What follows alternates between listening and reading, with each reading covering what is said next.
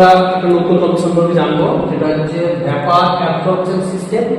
Vapour absorption system অনেকগুলো আছে, তার মধ্যে আমরা যেটা আগে জানবো water lithium bromide vapour absorption system. ঠিক আছে, এই অ্যাবজর্পশন সিস্টেমে যে সমস্ত মেন পার্টগুলো থেকে সেগুলো হলো এভাপোরেটর, অ্যাবজর্বার, ডিসলভার, কন্ডেন্সার। ডিসলভারকে আমরা জেনারেটর বলি, এটা একটু জেনারেটর বলে ডিসলভারও বলা হয়। এক্সপানশন ভালভ আর ওয়াটার বা সলিউশন ভালভ। সর্বপ্রথম আমরা শুরু করব আমাদের এভাপোরেটর। আমরা জানি যে লো টেম্পারেচারে আমাদের ওয়াটার বয়েলিং হয়, তাই লো টেম্পারেচার আমাদের এই এভাপোরেটর মধ্যে থাকে। এর জন্য এখানে লিকুইড ওয়াটারটা এখানে বয়েল করতে শুরু করে, এর ফলে ভেপারে কনভার্ট হয়। সেই ভেপারটা এখানে অ্যাবজর্ব করে লিথিয়াম ব্রোমাইড থাকে, লিথিয়াম ব্রোমাইড এই ভেপারটাকে অ্যাবজর্ব করে, এর ফলে এখানে যে লো টেম্পারেচার সেটা মেইনটেইন করে।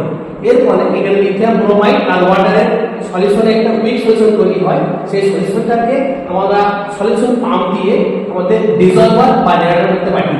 জেনারেটরের মধ্যে হিট সোর্স থাকে, হিট সোর্স করতে এখানে থাকে স্টিম ওয়াটার বা হট ওয়াটার এর মধ্যে পাস করা হয়। এর ফলে কি হয়, এর ফলে আবার লিকুইড ব্রোমাইডের সাথে আর ওয়াটারের যে মিক্সিং ছিল সেটা আবার সেপারেট হয়ে যায়। এর ফলে লিকুইড ব্রোমাইডকে স্ট্রং সলিউশন পরিণত হয়, সেটা এক্সপানশন ভালভের মধ্যে দিয়ে পুনরায় আবার অ্যাবজর্বারে রিটার্ন আসে।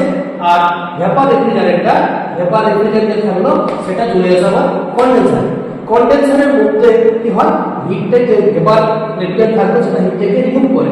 এর জন্য কন্ডেন্সারের মধ্যে একটা কি করে আমাদের কুলিং টাওয়ারের যে ওয়াটার থাকে সেই ওয়াটারটা এর মধ্যে পাস করানো হয়। এর ফলে ভেপার রেফ্রিজারেটরটা এই ওয়াটার থেকে হিট নেওয়ার ফলে পুনরায় আবার লিকুইড পরিণত হয়। সেই লিকুইডটা আবার পুনরায় আমাদের এক্সপানশন ভালভের মধ্য দিয়ে আবার চলে আসে এভাপোরেটরে। এরপরে এখানে আবার পুনরায় একই ঘটনা ঘটতে থাকে। এইভাবেই আমাদের ভেপার অ্যাবজর্পশন সিস্টেম বারবার রিপিট হয়। Thank you.